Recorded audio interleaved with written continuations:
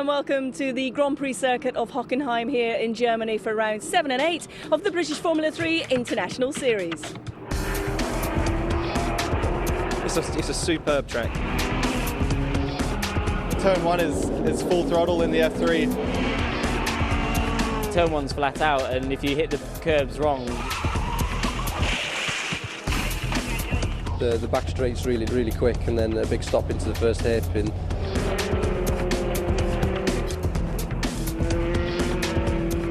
Yeah, it's really a really good place to be in a Formula 3 car. And this is a circuit at just under 3 miles long that really captures our driver's attention as it did last time out at Rockingham.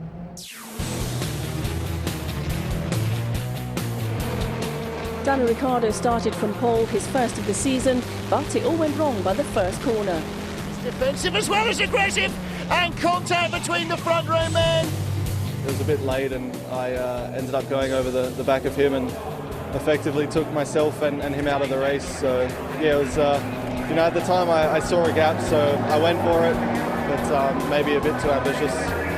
The main thing is I learned from it, and if I can learn from that and move forward, then I can turn it maybe a negative into a positive for the future. So yeah, it's disappointing, but I've moved on now and looking forward to Hockenheim.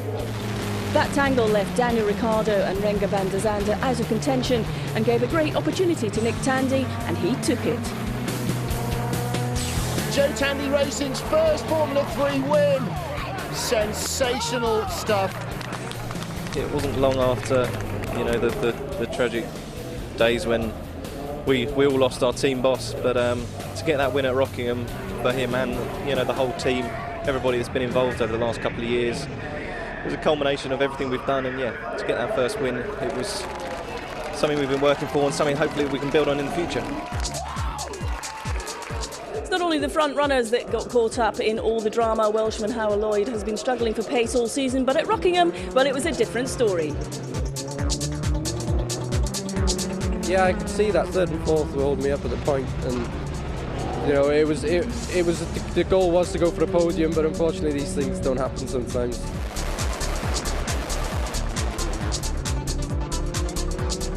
It would have been nice to get a podium at Rockingham, especially the pace was a lot better last weekend than it has been in the first few races. Race 2 saw rookie Ricky Christodoulou make a fantastic start to take the lead, but it was to be short-lived. Wants the lead, and he wants it badly. Left, right, left. Down the inside, Ricky Christodoulou leads the British Formula 3 race for the first time. obviously the best start I had of my year. Managed to get on the inside of Marcus into turn 1, which was a late braking move, and led the race to start with, and obviously had to come and take my drive through, which ended up being a black flag because I didn't line up in my box correctly. I tried to select reverse, but it wouldn't go in. And before I knew it, the 5-second board had come out, so I just had to go. It's my own fault at the end of the day, but it's good for myself and the team to know that we can do that, so we're going to work hard to keep that going. As well as a new circuit, a new face joins us. Canadian Robert Wickens got a late call from the Carlin Motorsport team straight off the back of his success in F2 last weekend in Valencia. Last weekend I was in Valencia for Formula 2, and I mean that went extremely well. So coming in here, I was coming in with a lot of confidence and thinking that I could just go in and yeah, do a pretty good job. I mean, every session I'm getting better and better. So hopefully for the race today, yeah, I mean a podium's definitely the goal, and maybe I can get a win as well.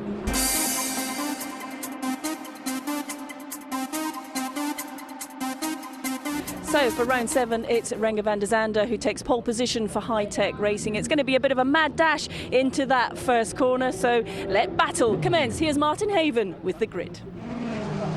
Here's how they line up then for round 7, the Cooper Tyres British Formula 3 International Series. Renger van der Zande sits on pole position at a circuit that really only he knows, ahead of points leader Daniel Ricciardo.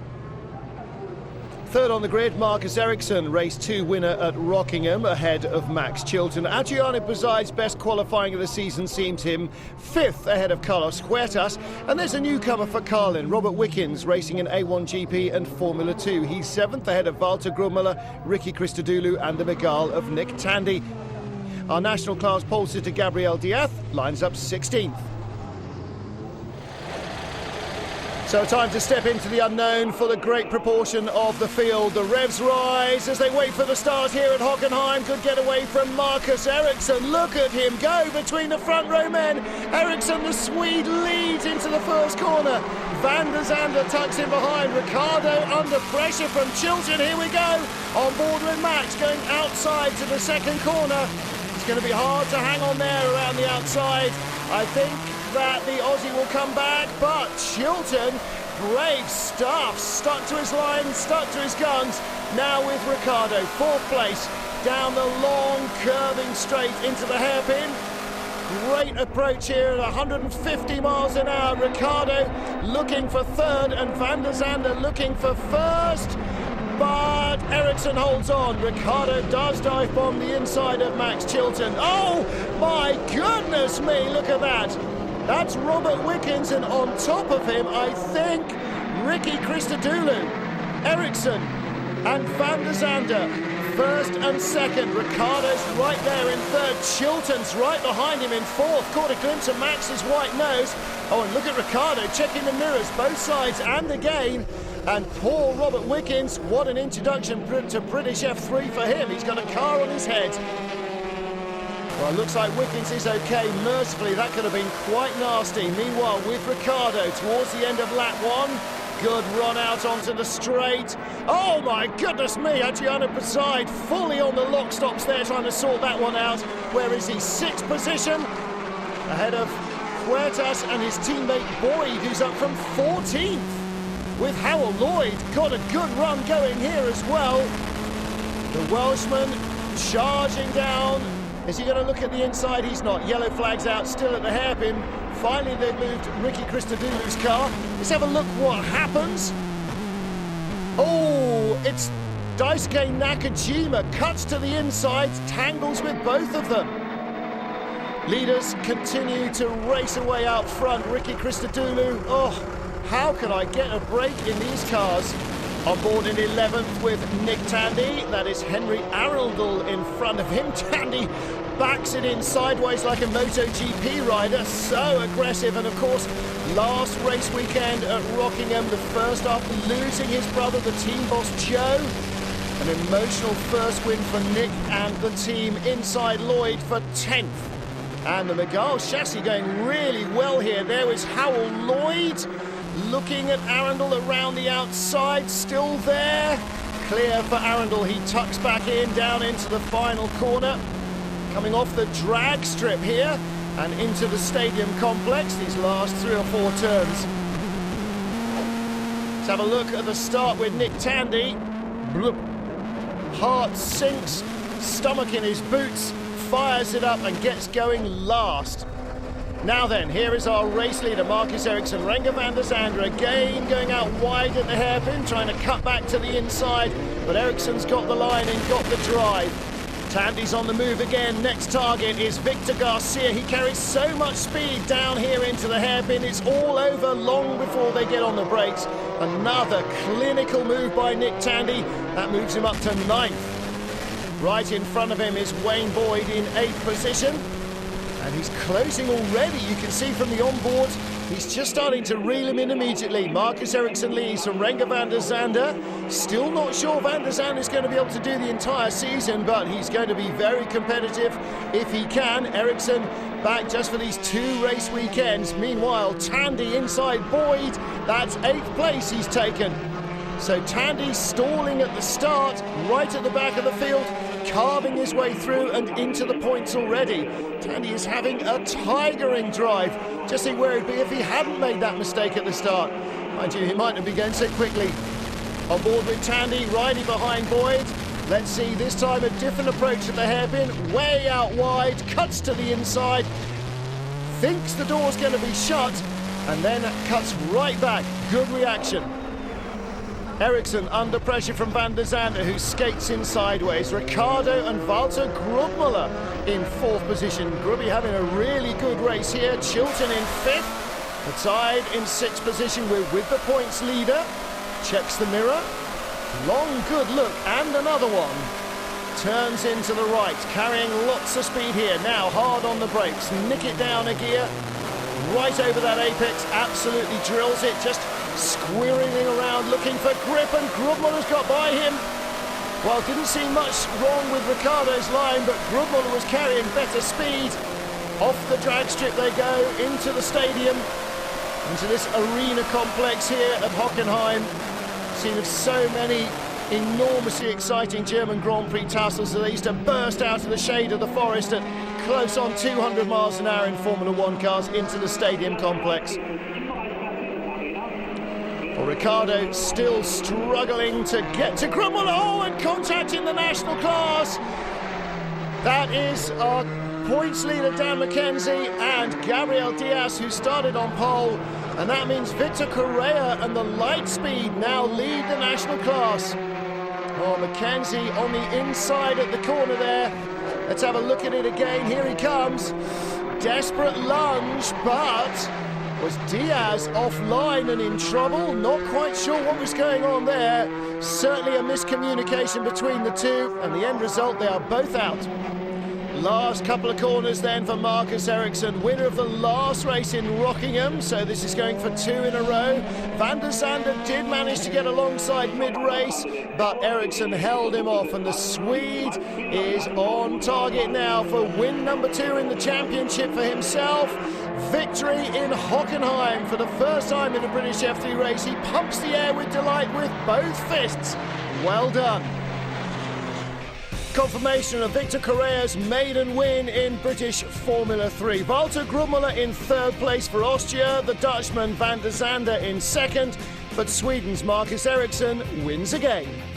I did a fantastic start, unbelievable start, and then I just had a big pressure from Renger. He was very quick, but I kept him behind, and then I pulled out a gap, but then I did a silly mistake and lost the lead, but I voted back into the next corner, and I was really, if I lost the lead there, it would have been really hard for me, but then it was, the last part of the race, I think we were quickest, quicker than Renger, so yeah, it was fantastic.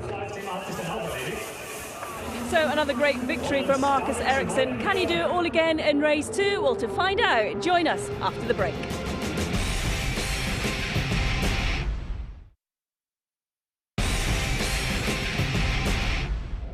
Well, for round 8, it's a high-tech lockout at the front. Walter Grubmuller taking his 2nd pole position of the year so far. And after success in the earlier race, it's all to play for in this one. Here's Martin Haven with the grid. Here's how they line up for race 8 of the Cooper Tires British Formula 3 International Series. Very little between the high-tech teammates, 95 thousandths of a second, but Grubmuller does have the advantage starting on pole ahead of Van der Zande. Danny Ricciardo and Max Chilton make it a row 2 for Carlin Motorsport, and the best of the Raikkonen and Robertson cars. Race 1 winner Marcus Ericsson 5th, ahead of Adriano Buzaid, again qualifying very strongly here. Ricky Christodoulou hoping, praying for a break, starts 7th ahead of Carlos Huertas, Wayne Boyd and Nick Tandy, and Dan McKenzie sits on the national class pole in 13th. Well, the grid may be dry, but the rest of the track is pretty damp as they get away here in Hockenheim, and Ericsson again, look at the white car, siding through this time from 5th position on the grid. Surely he can't lead again, on board with Chilton into the first corner. Oh, contact! That's Boyd, he's spun Ricky Christodoulou. Max checks where Boyd's coming back on. Christodoulou rejoins middle of a jostling pack on this wet and dry racetrack. And Ericsson is 2nd, but it's Walter Grubmuller that leads. We're with Daniel Ricciardo now. Oh, that's Robert Wickens going by him. Ricciardo had to take avoiding action as Boyd took out Christodoulou right in front of him. He's lost about half a dozen places. Down at the bottom of the top 12, who's this coming along? That's Adriano Buzaid. He picks up a place as well. So it's Grubmuller, Ericsson, Van der Zande, then Max Chilton, then Wayne Boyd, Jake Bridger, broken rear wing, and behind him the red and white car of our national class leader, McKenzie, is up in about 8th with Howell Lloyd behind Stefan Richelme. That's Correa's Lightspeed in front. But Walter Grubmuller just tippy-toeing around. Look how wet it is. You can see the tyres really shining as soon as he gets off the tiny little ribbon of dry tarmac. It's really treacherous. What's this? Oh, McKenzie has dropped a couple of spots. There he is as Ricciardo goes by. Still comfortably leading the national class though, Dan McKenzie. But Ricciardo, our championship leader, picks up 1 spot. Jay Bridger, this is a low downforce circuit. It's wet as well, which means they're not relying on the wings perhaps as much as they might, but still that's really hampering him. Surely Robert Wickens all over the back and looks to the inside, can't get through. He's just holding on, Jay Bridger, right in front of Robert Wickens, who is a real overtaking machine. Now again with Howell Lloyd, see how slippery it is. There's Correa right in front of us, Huertas on the right, Diaz in the national class in the middle. So all sorts of different runners in different classes battling with each other in these slippery conditions. Richelme goes through. Lloyd picked up a place from Correa and then loses one immediately to Richelme. So it's real cut and thrust racing here, and grip really at a premium. Look how slow the cars look. That's not a false effect. They really are going very slowly indeed. Walter Grubmuller leads, Marcus Ericsson second. Ericsson going for a hat-trick of wins here in this double race weekend in British F3. Let's have a look at the start from Daniel Ricciardo. Clutch really dragging, but Ericsson, like he's been fired off the deck of an aircraft carrier, he gets away so quickly. Inside goes Christodoulou and Boyd hits him, and Ricciardo losing ground there. 1, 2, well, a couple of cars going by there, and Jay Bridges in the garage with that broken rear wing, really probably scaring him just once too often. This is a very quick track, and here's how it happened, is it? Where's Bridger? Oh, there! Gets hit from behind as he slows to avoid Wayne Boyd causing an accident, gets hit from behind by Boyd's teammate Adriano Brizide. Here's the queue for second behind Van der Zande, and then from 7th down to 11th, all in one group. Grubmuller leads, Van der Zande second. Chilton under pressure from 21, the Red Bull car of our championship leader, Daniel Ricciardo. He's got teammate for the weekend, Robert Wickens, behind him. And Wickens is a ferocious racer, so there's not going to be any quarter given in this queue of cars. And look at how fast the car of Max Chilton looks. The Carlin Motorsport boys, maybe they've made no adjustments to take into account the damp track. They're going to have to hope it gets dry. Wickens on the left of your picture, 22, down the inside of Ricciardo. Gets by him. Well, there's a change for 5th place. Daniel Ricciardo loses another spot and loses ground as well. See Wickens pulling away, and that's bad news because the queue behind was very close under braking. Robert Wickens moving up the order fast, racing in A1 GP and in the new Formula 2 Championship so far this season, plus a winter season in New Zealand. He raced in no less than 4 different single-seater championships throughout 2008.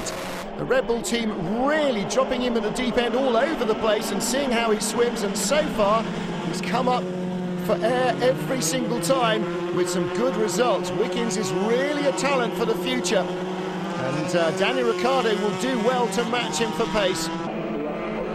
Now Wickens all over the back of Tom Chilton. This is for 3rd, right in front of Chilton. Van der Zande in 2nd, and Howell Lloyd crunches away across the gravel trap. A good recovery drive come to naught for him, and how does it happen? Down the drag strip. Oh, he's on the left of the white line, on the water. Wet tyres turning into the corner. No grip. Wickens still attacking Chilton. This is going to be a real test for Max Chilton. Oh, he got held up behind Van der Zande, drifted out wide as he dabbed the brakes, and Wickens straight on the inside. So that's a change for 3rd, and Ricciardo looking for 4th here. Can't quite squeeze through. Quite a wide dry line now, making racing a little easier. Still grip really at a premium. Van der Zande in 2nd place ahead of Wickens. We're in the battle for 4th. That's Chilton right in front as we ride on board with Daniel Ricciardo. Huge head of steam, job done. He's got a slightly dry line on the inside.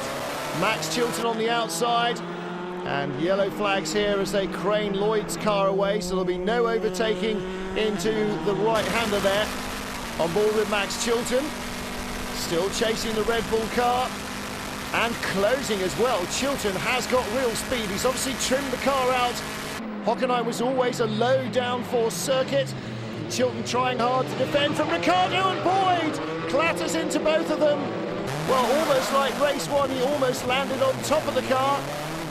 And Daniel Ricciardo punted off and down another few places. He'll have to start all over again. Here is Marcus Ericsson under pressure from Nick Tandy. Tandy sweeps around the inside. That's for 4th place now. Both of them won, of course, at Rockingham 2 weeks ago. And here's why it's for 4th, because Boyd gets it wrong. Cannons into Ricciardo, bounces all over Chilton. And Wayne Boyd and the other two drop right down the order. Boyd dragging his sorry-looking car back to the pit lane. New tyre for Chilton. All that's left for him will be to try and get the point for fastest lap. Last lap for Walter Grubmüller and for Renger van der Zande. Mistake by Tandy has dropped him out of the top half dozen, so it's Wickens in 3rd still. And Ericsson back up to 4th ahead of Krista Dulu, who was spun out in the first corner, don't forget, and Adriano Butzide. Well, a little bit of pressure on Renger van der Zande here. Wickens having a bit of a think about trying a lunge for 2nd on the last lap. But we are on the verge of history for high-tech racing as they go for their first ever British F3 1-2. Ricciardo dives to the inside, gets by Butzide. That moves him into the top 6. And right in front, Tandy, left, right, down the inside. Oh, it's going to be close. Look how wet it is as well. Ricciardo somehow hangs on, but out of the final corner, a first ever British F3 win for Walter Grubmüller and a 1-2 for High-Tech and Tandy and Butzide and Ricciardo. Fantastic last few corners battle for 6th, 7th and 8th. Oh! Ricciardo ran into the back of Adriano Butzide. He was coming up at him so fast. Tandy will be 6th and Ricciardo 8th position. And there's our national class winner, Dan McKenzie in 10th. Confirmation Dan McKenzie wins the national class. Robert Wickens on the podium in his first ever British F3 weekend. And in a day of firsts, it's a 1-2 for High-Tech and a maiden win for Walter Grubmüller. Walter, many congratulations. How does it feel to take your first F3 win? It feels excellent. It's just 5 years of misery have finally paid off. Just really over the moon. It's been a long time coming. It's a 1-2 for High-Tech. I'm really happy for them and for myself and the team. You know, it's great. It's the first car win of Walter, and I'm happy for him. And it was a good weekend. Dan McKenzie still leads the national class. Nick Tandy's 3rd overall, but a great weekend sees Grubmüller jump from 6th to 2nd. And Daniel Ricciardo's lead is starting to look very vulnerable.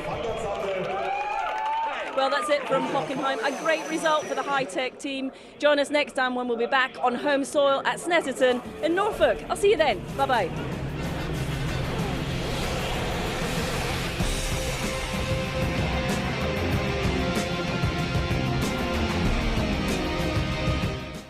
Next up, and with a busy card to look forward to, it's the Morning Line live.